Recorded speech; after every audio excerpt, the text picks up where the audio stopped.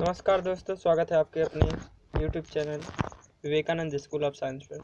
दोस्तों, जैसा कि आप लोग कह रहे थे कि गणित का जो सिलेबस कम हुआ है उसका आप लोग वीडियो बना दीजिए, हमारे पास भेज दीजिए। तो आज हम आपके साथ लेकर आए हैं गणित का जो कटेड पार्ट है, जो जिसको हटा दिया गया है उसको भी, और जो इस समय सिलेबस में है यूपी बोर्ड को उसको भी। तो चलिए स्टार्ट करते हैं।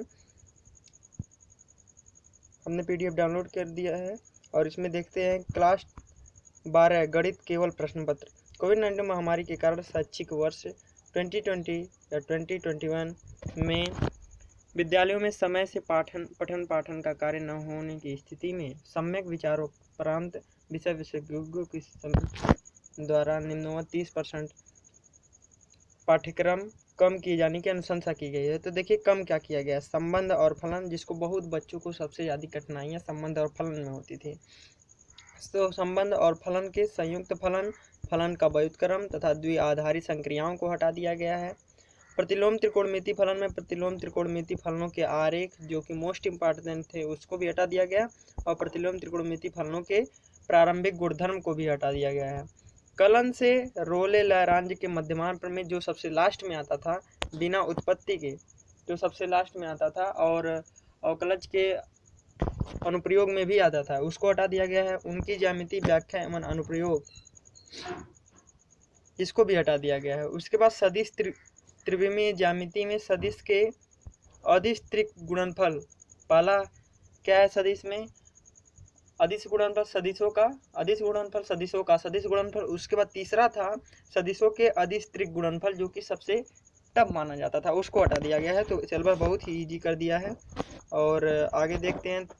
त्रिविमीय ज्यामिति परिचय में दो रेखाओं, दो तलों और एक रेखा एवं एक तल के बीच के कोण को हटा दिया गया है। प्रायिकता में समयादीर्घ चर का माध्य तथा प्रसरण, बर्नौली परीक्षण तथा द्विपद बंटन, जो कि मोस्ट इंपॉर्टेंट था, सबसे ज़्यादा किसी को प्रॉब्लम होती थी तो बर्नौली परीक्षण और द्विपद बंटन में होती थी, इसको हटा दिया गया है।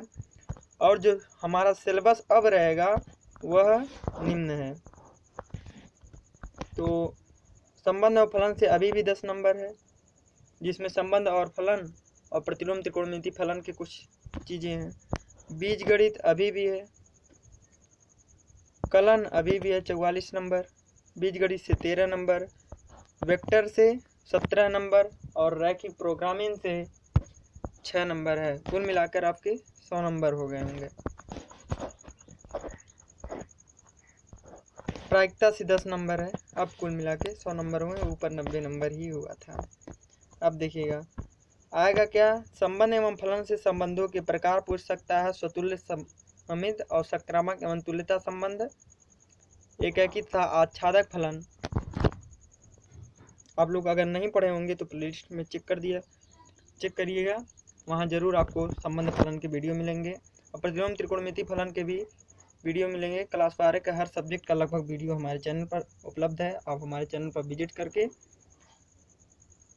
अपनी पढ़ाई प्रारंभ कर सकते हैं। प्रतिलोम त्रिकोणमिति फलन में परिभाषा, परिसर, प्रांत और मुख्य मान, शाखाएं बहुत आसान कर दिया है सिलेबस, बस आपको मेहनत करनी है। बीजगणित में आव्यूह था, सारणिक था, तो इसमें आव्यूह में संकल्पना, संकेतन, क्रम, समानता, आव्यूहों के प्रकार, शून्य तथा तत्समक आव्यूह, आव्यूह का परिवर्त, सममित तथा विषम सममित आव्यूह, आव्यूह की प्रक्रियाएं क्या हैं, योग तथा गुणन और अदिश गुणन, योग गुणन तथा अदिश गुणन की साधारण गुणधर्म, आव्यूहों के गुणन की अक्रम विनिमयता तथा अशून्य आव्यूहों का अस्तित्व, जिनका गुणन एक शून्य गुणन है, प्रारंभिक पंक्ति तथा स्तंभ संक्रियाओं की संकल्पना, व्युत्क्रमी आव्यूह तथा व्युत्क्रम की अद्वितीयता, यदि उसका अस्तित्व है।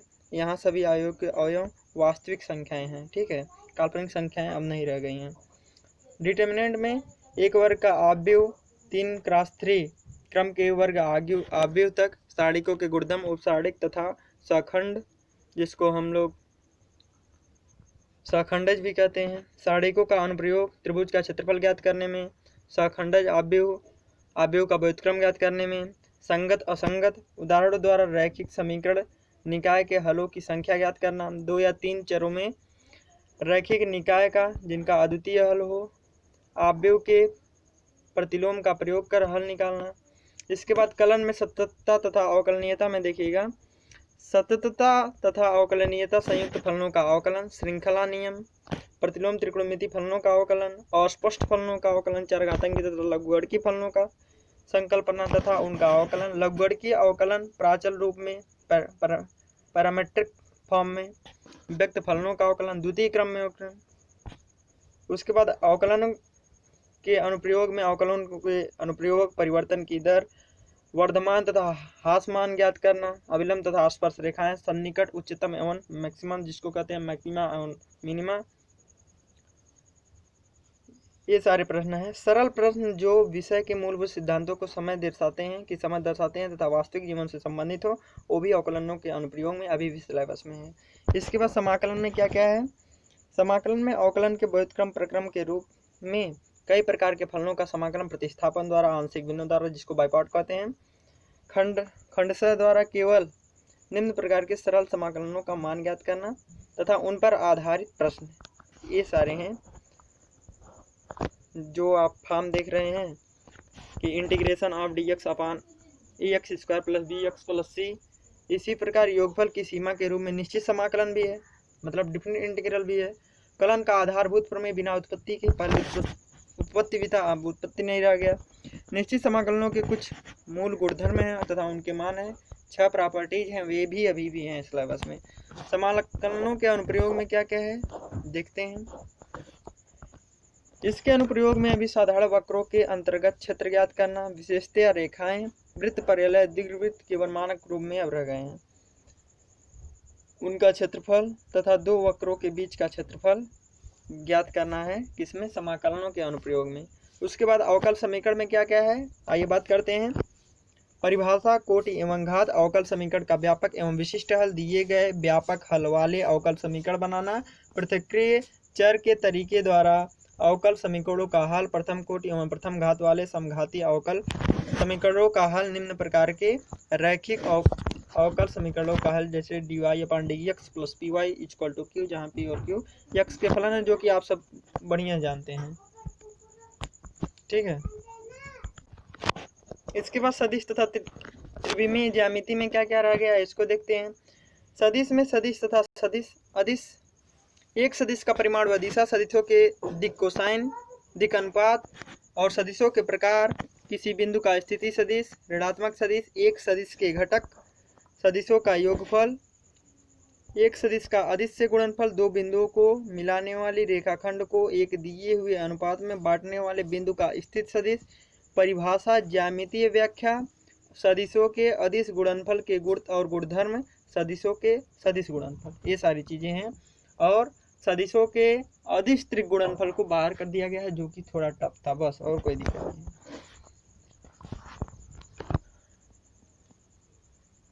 त्रिविमीय ज्यामिति के परिचय में दो बिंदुओं को मिलाने वाली रेखा के दिक् कोसाइन, एक रेखा का कार्तीय तथा सदिश समीकरण, समतली तथा विषमतली रेखाएं, इसके बाद दो रेखाओं के बीच की न्यूनतम दूरी, एक तल के कार्तीय तथा सदिश समीकरण, एक बिंदु की एक तल से दूरी, जो कि आप फर्स्ट ईयर में भी पढ़ चुके हैं, वही पूरा है, सेकेंड ईयर के भाग को कट कर दिया गया है।